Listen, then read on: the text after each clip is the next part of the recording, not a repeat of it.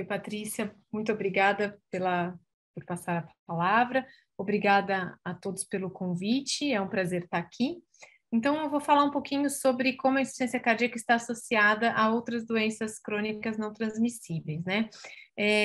Eu sou da Sociedade Brasileira de Cardiologia, do Departamento de Insuficiência Cardíaca, e trabalho atualmente com transplante cardíaco no Instituto do Coração.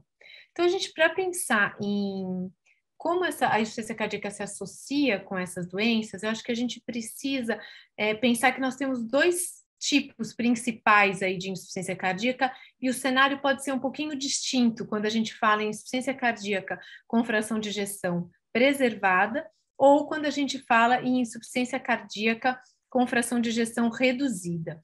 Então, esse é um cenário importante da gente diferenciar, porque os fatores de risco também podem variar de acordo com o tipo, né? Então, quando a gente fala com insuficiência cardíaca com fração de ejeção reduzida, são aquelas em que o ecocardiograma mostra a fração de ejeção menor do que 40% e preservada acima de 50%.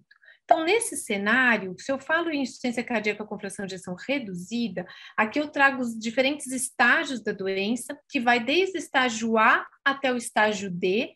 O estágio A é o paciente em risco de desenvolver IC, o estágio B, o paciente que já tem alguma alteração estrutural, mas não tem sintomas.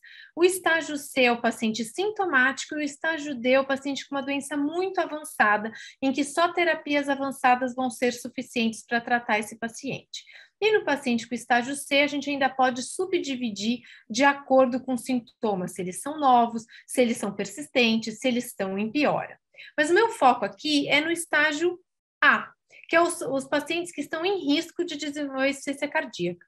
Então, quais são os fatores de risco que podem levar à insuficiência cardíaca nesse paciente? Hipertensão, diabetes, obesidade, doença cardiovascular ou uma terapia oncológica também pode levar a isso. Então, se a gente focar nesse grupo de pacientes, a gente pode fazer muita coisa para prevenir o desenvolvimento da doença. Já no paciente com IC de fração de ejeção preservada, é um predomínio de mulheres e também existem fatores muito associados a ela.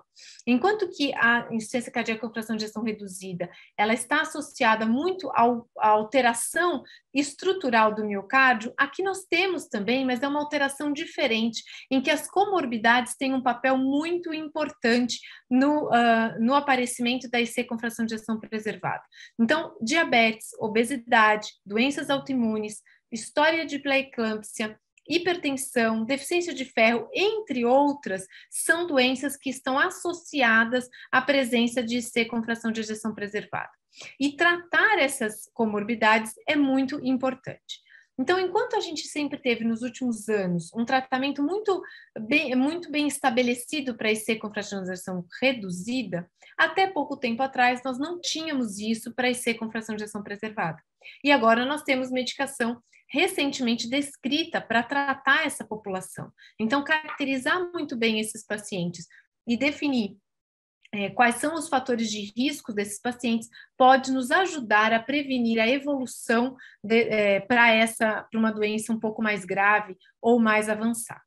Então, de uma maneira geral, nós temos aí fatores de risco, características de doenças de pacientes com ICFEP ou ICFER, né, preservada e reduzida, e nós temos então a inatividade física aumenta o risco de morte cardiovascular no paciente com IC com fração de ejeção reduzida, a presença de diabetes aumenta o risco de insuficiência cardíaca, o histórico de pré-eclâmpsia aumenta o risco de insuficiência cardíaca, assim como na ICFEP, é um predomínio de pacientes mais idosos, fibrilação atrial é um fator de risco para ICFEP, obesidade e resistência à insulina, que tem grande prevalência em mulheres, é fator de risco para ICFEP, assim como hipertensão é fator de risco tanto para ICFEP quanto para ICFEP.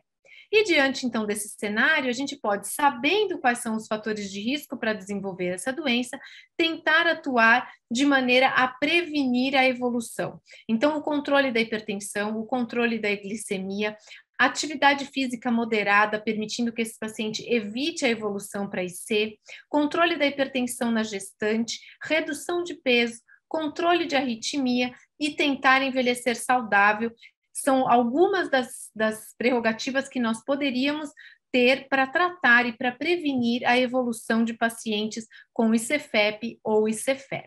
Era isso que eu tinha para dizer. Faltam 5 segundos para término do meu tempo. Obrigada.